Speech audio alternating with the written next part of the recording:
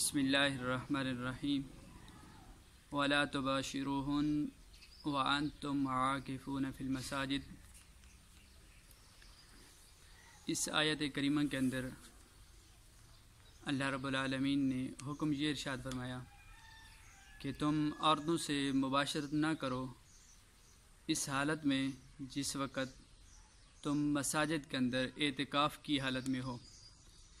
اب اعتکاف کا جو لغوی معنی ہے وہ اس کا معنی ہے روک لینا، بند کر لینا، کسی کی طرف اس قدر توجہ کرنا چہرہ بھی اس سے نہ ہٹے۔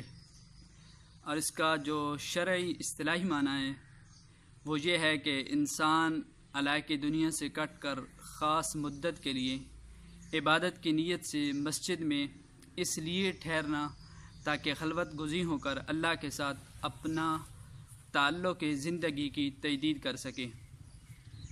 تو اعتکاف کی فضیلت کے اعتبار سے حضور علیہ الصلوۃ والسلام کا فرمان علی شان موجود ہے۔ نبی علیہ الصلوۃ والسلام نے فرمایا کہ جو شخص رمضان شریف کی آخری 10 راتوں کا اعتکاف کرے گا گویا اس نے 2 حج اور 2 عمرے کی، جن 2 حج اور 2 عمرے کا ثواب دیا جاتا ہے۔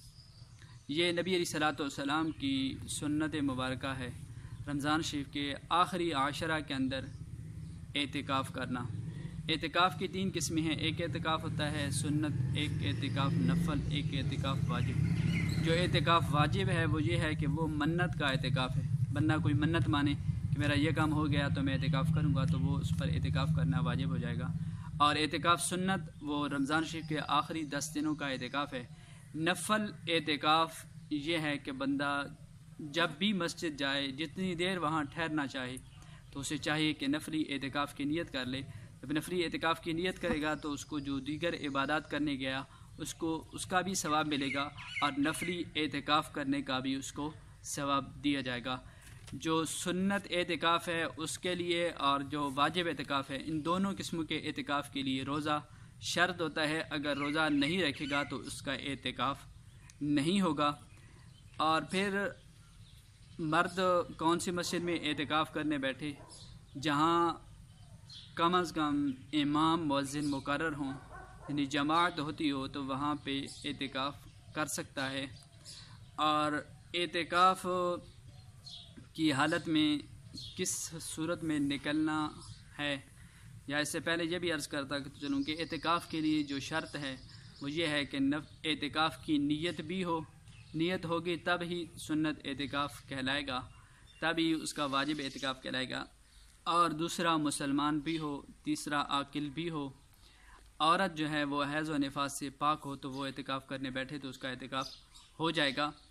اور اعتکاف کی حالت میں نکلنے کا جہاں تک مسئلہ ہے تو یاد رکھیں اعتکاف سے 2 چیزوں کے لیے نکلنے کی اجازت ہے، ایک ہے حاجت شرعی، ایک ہے حاجت طبعی۔